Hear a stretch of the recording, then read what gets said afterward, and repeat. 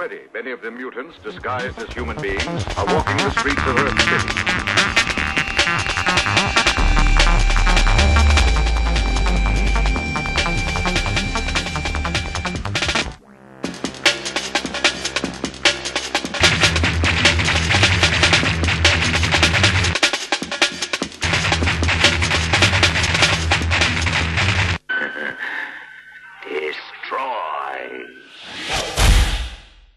Bienvenue sur le Mutant Show. Si vous vous demandez ce que l'union de Brian Wilson des Beach Boys et de la vocaliste de Gloire aurait donné s'ils avaient copulé sur la bande-son de Pulp Fiction, eh bien je vais vous dire, la réponse elle est sur ce plateau, les Wongs.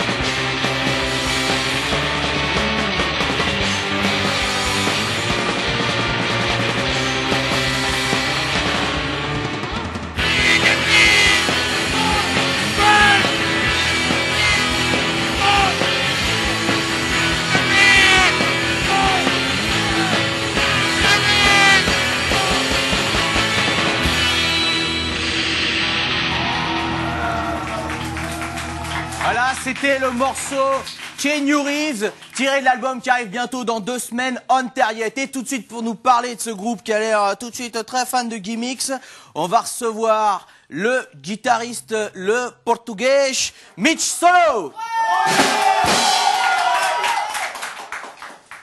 Merci. Bonsoir, Jean. Est-ce que vous êtes vraiment méchant, là? Non. Donc, Nous sommes très gentils. Ouais.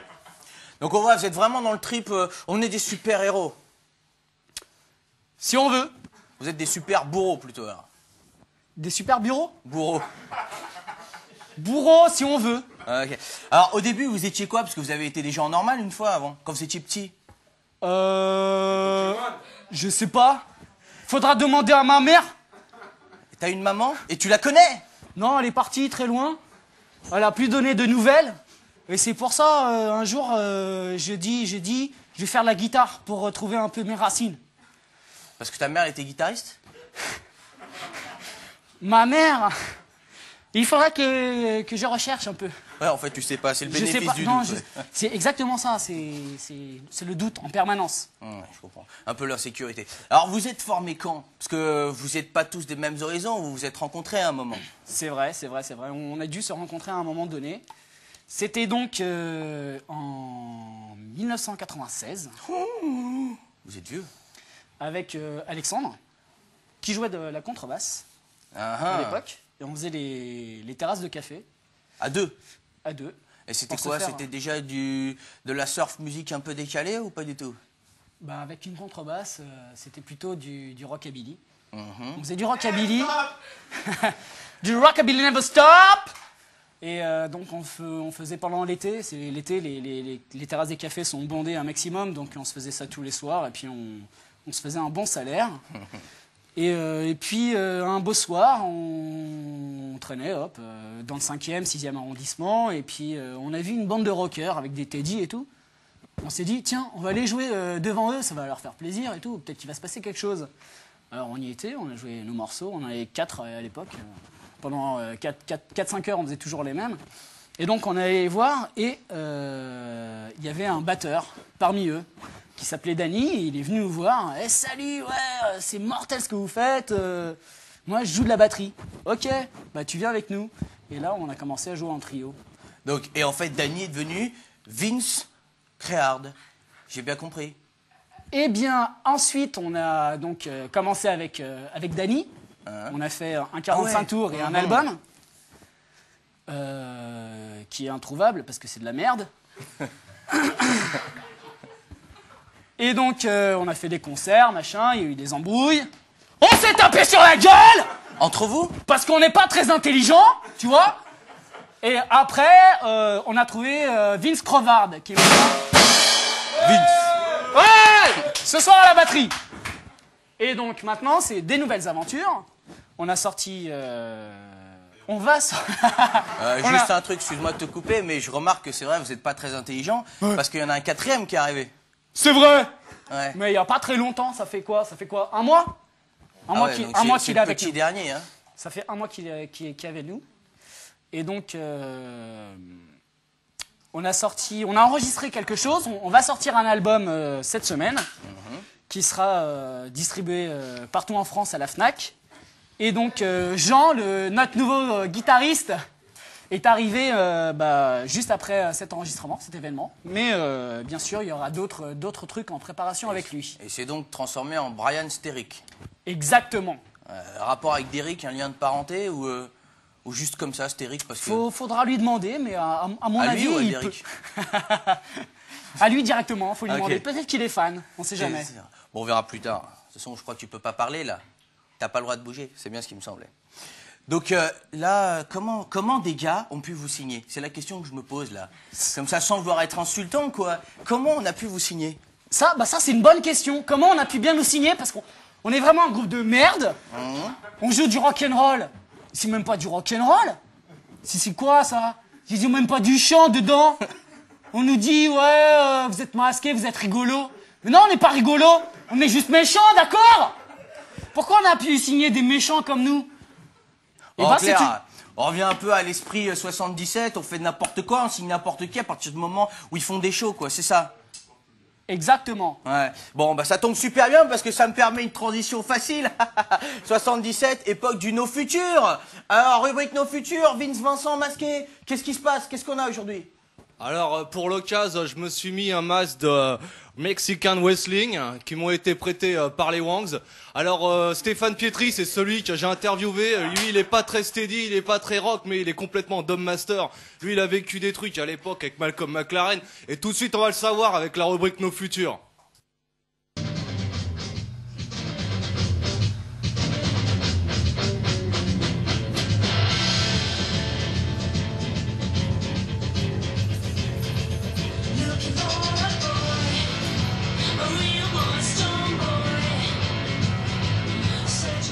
Oui, je suis actuellement avec Stéphane Pietri. Vous êtes dans le No Future et c'est complètement Harry ici. Alors Stéphane, tu as été journaliste à Rock and Folk dans les années fin des années 70. C'est ça. Je crois même que c'était en 76. Et donc Exactement. tu as découvert toute l'aventure punk du début et en Angleterre jusqu'à la notamment. fin. Rock and Folk, j'y suis rentré en défendant Alain Pacadis, qui avait été vilipendé, comme on dit, en très bon français, dans ces colonnes de ce journal. Donc je suis rentré et on m'a proposé, on m'a dit « Mon petit gars, vous avez des bonnes idées ». Et on m'a proposé de faire Béret Punk. Alors Béret Punk, là j'ai trouvé ça vraiment nulos. Mais j'ai dit, après tout, je le fais. Ça m'a permis de rencontrer El Maestro Malcolm McLaren, avec qui j'ai pu... qui est rentré une fois, les Sex Pistols se démantelant, vous comprenez, c'est-à-dire la dissolution du groupe. Il a dû partir, non pas fuir en France, mais enfin, tout comme. Il est rentré chez moi, il n'avait pas beaucoup d'adresses à cette époque. Il en avait, mais il a frappé à la porte, de par le fait que maintenant, à cette époque-là, j'écrivais des chansons, en me disant « I want to do the first movie show for kids. But you know, I want to do the first hardcore movie show for kids. » Inspiré de Ruth Meyer, etc. Et donc, le premier porno soft ou hard pour les enfants, c'était pas évident. C'était une comédie musicale. On a travaillé 1 an et demi, contractuellement, payé, mensualisé, brainstorming, écrire tout. Le plot, c'est-à-dire le scénario, l'équipe, comment ça allait se passer, les chansons, la comédie musicale, et puis une comédie musicale, on n'était pas encore à l'époque de Roméo et Juliette, Notre-Dame de Paris, enfin bref, la super comédie musicale. Et le pauvre gars, il est retourné à Londres et il est allé faire ce qu'il savait faire, c'est-à-dire la mode pirate, d'une part, avant qu'il se sépare de Vivienne Westwood, et puis un groupe de rock.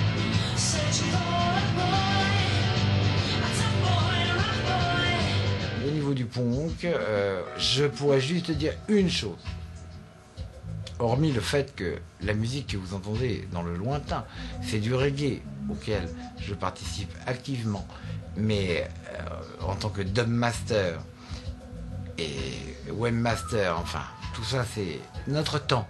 Mais pour revenir dans le temps passé, disons que le punk c'était la dernière révolution du siècle, mini-révolution issue du mouvement hippie, qui disait aux gens, vous pouvez le faire par vous-même.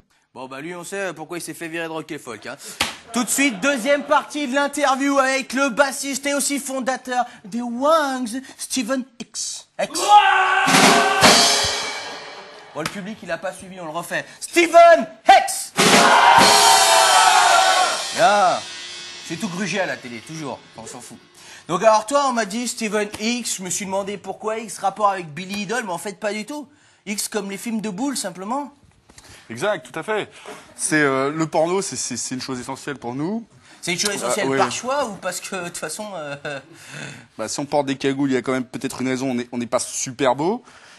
Et le porno nous permet d'avoir une sexualité quelque part. Quoi. En plus, comme vous avez un portugais dans le groupe, ça aide pas, c'est sûr. Hein. Ça aide pas. Faut bien passer par clair, le porno. C'est clair. Alors on m'a dit aussi, parce que j'ai fait des tas de recherches sur vous, vous étiez fan des Pokémon. Digimon. Ah merde. C'est quoi la différence? Voilà, bah justement, on va résoudre un grand mystère. Qu'est-ce que c'est la différence? Bah, le Pokémon, c'est dépassé, quoi.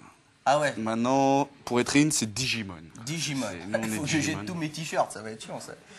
Alors aussi fan de série Z. Alors ça c'est bien, mais c'est quoi? Vous êtes fan de série Z et de films pour c'est juste pour vous donner une contenance underground ou vraiment vous aimez vraiment ça? Ah non, on aime réellement ça. D'ailleurs, c'est quoi l'histoire du nom Wang? Parce que je crois que ça vient d'un film. Ça vient des série Z, Seigneurs, et dans les Seigneurs, il y a plusieurs bandes, et les Baldies, les Wanderers, et il y a des Nyakwe. Et c'est les Wangs, et nous, ça nous a bien plu, quoi. Donc. Alors tu vas dire, je suis vachement observateur. Vous avez pris un nom de Nyakwe, mais a priori, sous la cagoule, j'ai pas vu Dieu bridé. Si, il y a un Chinois là. Si, il y a un Chinois là. Moi Ah non, mais attends, tu vas pas me la faire, hein, moi, un côté portugais, un côté chinois. Exactement, c'est la caractéristique du Digimon. Il se transforme parce qu'il a des super pouvoirs. Ok. Bah, c'est-à-dire que j'apprends plein de trucs, hein. Tu sais, tu te la pètes présentateur de télé et en fait, que dalle, quoi. Alors, je vous propose comme ça, là, tout de suite, si on passait à un deuxième morceau. Alors, et là, je vais même vous annoncer une chose assez fantastique, que spécialement pour nous, les Wangs vont nous interpréter un morceau qui n'est sur aucun disque, parce qu'ils n'ont pas réussi à l'enregistrer. Exactement. Ça s'appelle, j'ai mal écrit, Bali, hey, C'est ça. j'ai bon. Les Wangs.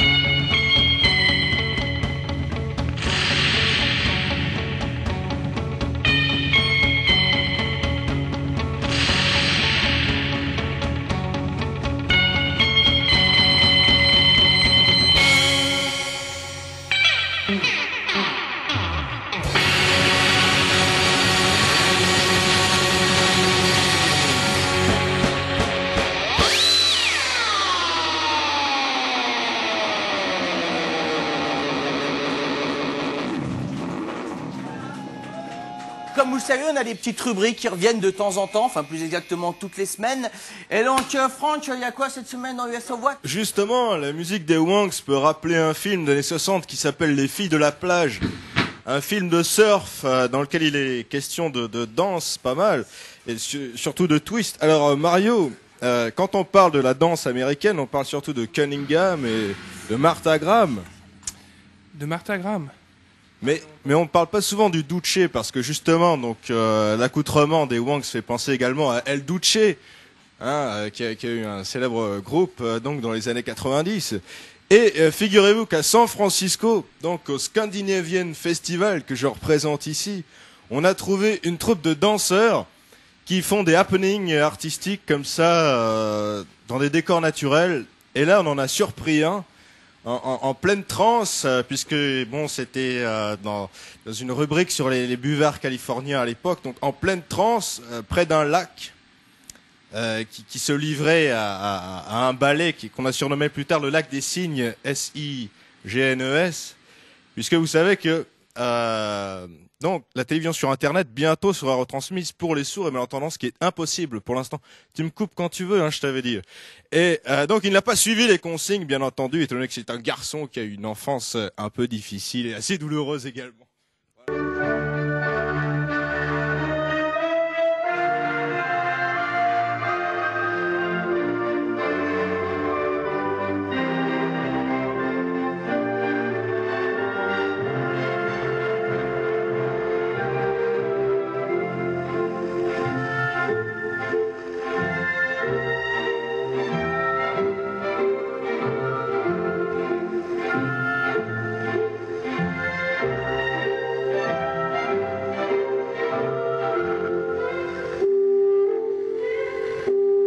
Avant de se quitter, une fois de plus, un petit morceau des Wangs, un morceau super connu, et c'est de Godfather, le parrain. Et vous allez voir, c'est marrant, ils vont jouer le morceau de 1, du 2 et du 3 en un seul coup. Et à la semaine prochaine, Wanna Jack, bye bye.